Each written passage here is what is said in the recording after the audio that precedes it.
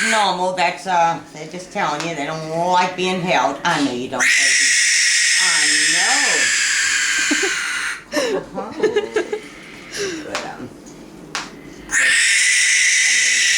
I know. They do that. This is a young one, and we're not sure how he got injured. But the way it looks, we thought at first he was shot, but I can't find any kind of bullet hole. But this is a barn owl. All right. I know, but you're so noisy. Look at the barn owl. But they, the coloration, they're the heart-shaped face owls. Yeah. But this is one of the 4 that we have here. Oh, yeah. All right. You put him back. Because aren't the other types of the, Calm down. I'm going to let you alone for a minute. Other types what? Aren't the other types of the Tyto birds like they are like the masked owl, the sooty owl, and then the barn owl? And I remember there was one more. I'm trying to remember what it There is no was. such thing as a city owl. The sooty owl. I don't know which one you're talking about. Well, they probably had a different name. Oh, okay. And this is the Look. one of the other ones, the barred owl. And here. Oh, look, he's just like, what? Yeah, I know, baby. This is 2 in here right now because people. Oh, I know, because whenever I'm taking you out, Oh my gosh. he got caught up in some barbed wire, Aw. which is we get a lot of them. But this is a barred owl. That's a barn, and this is barred, B-A-R-R-E-D. Oh. And this is your hoot owl. I know. This is the one you hear most in the trees outside. Oh yeah, I remember whenever we went fishing at the Sabine River and we saw a barred owl in the tree. I was like, because it was just sitting there, just watching us. And whenever we left, it flew away and it was hooting. Mm-hmm. This and the great horned owl are the 2 that hoot. But we get a lot of questions about where did they go during the day, and you can see by the coloration. Oh, don't do that. No, I know you want to bite me. You're not going to hurt me. No, you're not. Does it bite hard? They can, But no, he's not biting hard. He's just saying, because we've been working with him with that wing, treating it, so he's not a happy. Hey. Oh. Yeah, that was him. Yeah, that was him. Oh, that was But neat. come on outside and I'll show you. That was a little squirrel. Must be young, huh? Yeah, somebody found it as a baby. And these are some more of the barred owls. I can open this up and get a better Listen to picture. them. They're clicking. Chomping their Yeah, they do that clicking, and it's this form of, I don't know whether it's a nervous habit they do, or a click saying, don't fool with me. Their eyes They look can like they blink. Like Oh, yeah, their that. third They've got eyelid. third eyelid, that's right. Okay. Yeah, they got to blink like we do. Yeah. But if they're chasing a mouse or looking to hit a branch, even that microsecond that it takes us to blink, they can lose sight of it. So that's the third eyelid, and they can see through. It's a little blue lid. And That's like just like when Ellie. they're flying, they blink with that mostly. Oh, they're so to be able to pretty. see. They are. But 2 of these are permanent. We use them education and also to help out when we get young in. The third one came in with an injury, but he's just about ready to leave. When We'll you release him when we you can. talk about education, y'all go into the schools with them. Mhm. Oh well. schools are just would about y'all be anywhere. interested in bringing them to St. Margaret? Because that's what she's doing her project on at St. Margaret. Yeah, Y'all we'll could. set up time and. Now they're one of the biggest owl in the United States. These are both young, and they're just about ready for release. Oh, that one doesn't. Is his One in back. What? is his ears, the little feathers pulled back, or is that just not No, growing? they're molting right now. Oh. Time of year. So he doesn't have the full set of feathers. Oh my God. Oh my God. It's dinner time, so he's. And these also. Oh, that's what he does.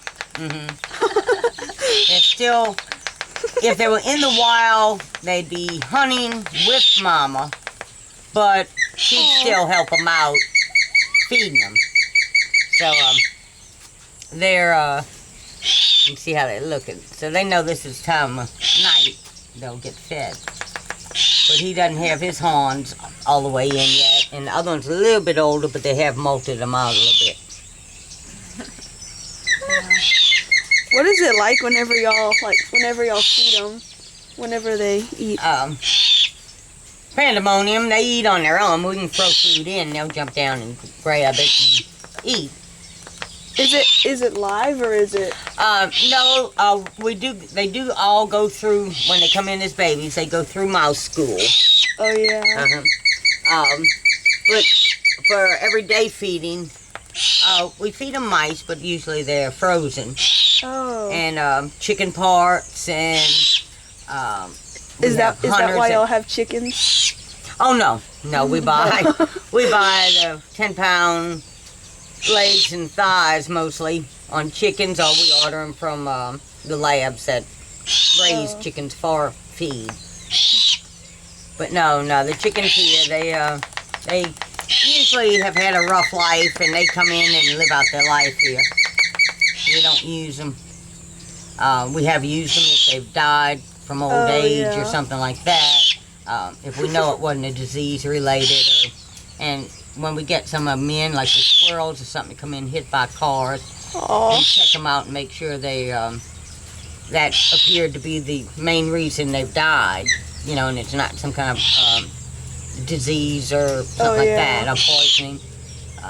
Then we'll use that to feed them at times. What are those over there? These are osprey. They're sea eagles.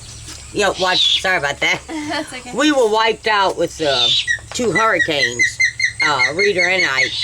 And we built these, I had all my cages were destroyed, put these up after Rita, and I hired a guy that I told him exactly what I wanted. Oh yeah. Well, we were busy because we flooded so bad, redoing the house and all. When I looked out, he did not do what I asked him. Oh, that's okay. So we were stuck with. But these are osprey. This is Phoenix.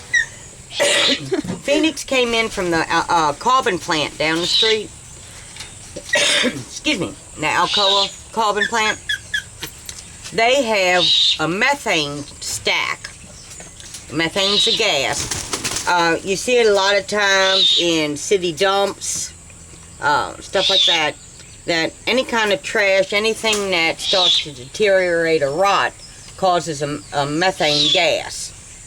And when you put trash on top of trash on top of trash, the bottom trash will get very hot and it can explode. So what they do is they build these big, they're about 60 feet tall, about 30 feet around. Usually they're brick.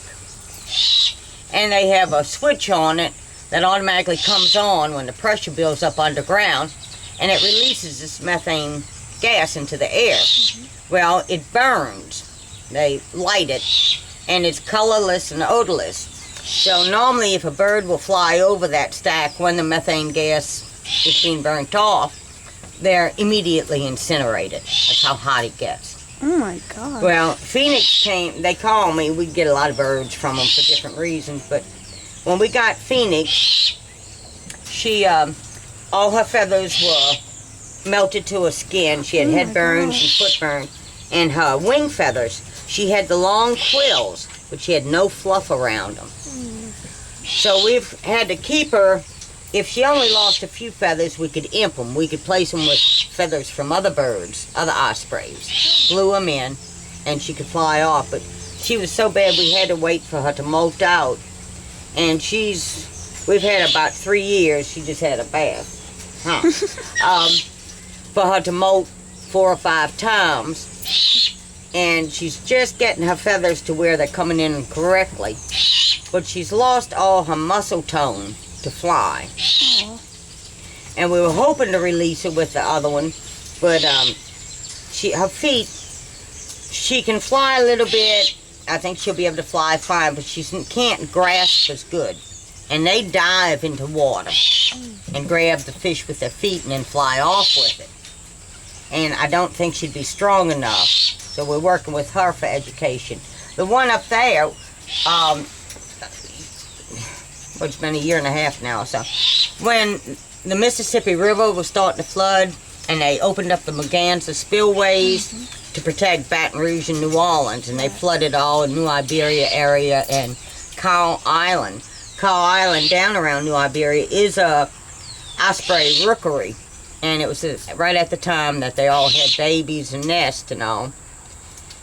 And the water got so high that one of the tour boat guides down there that lives on the island, Kim Voorhees, got with the Wildlife and Fishery and federal, because they're protected federally, not state, and he got permission to take some of the babies out of the nests that were in the most danger, because the alligator, water rose so high that the alligators swim by and just reach over and grab their lunch. So we got 13 newborn, everything from newborn to about 2 weeks old in, and raised them up. Matter of fact, Phoenix was a great mom. She taught them how to eat and tear fish apart. And when they were all ready for release, we released all 13, 3 or 4 at a time, depending on their age, because we got them, you know, different ages when they came in.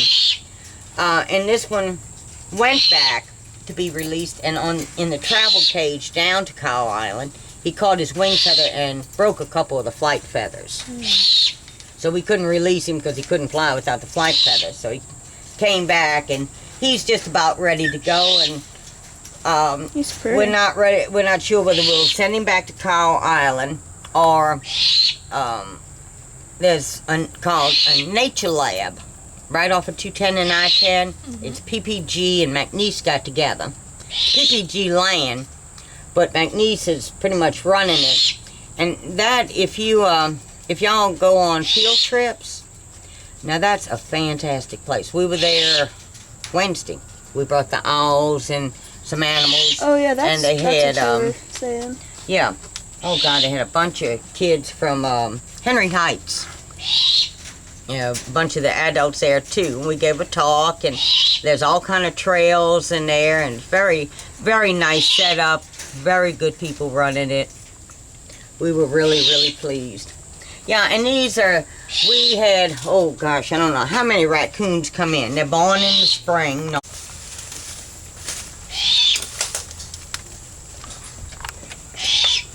Y'all not gonna hiss? Y'all need to hiss. Come on. No, don't fight at me. Hiss.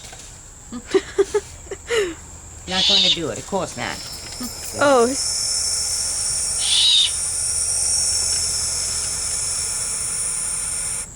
Oh, yeah, that's neat. That sounds like a nest of snakes.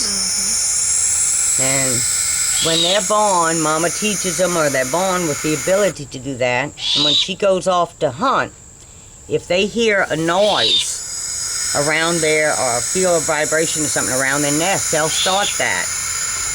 And any raccoon or possum or you name it worth of salt, he's not going to mess with a nest of snakes. So they leave them alone. Because that's what they think it is. Sounds just like neat. snakes. Yep.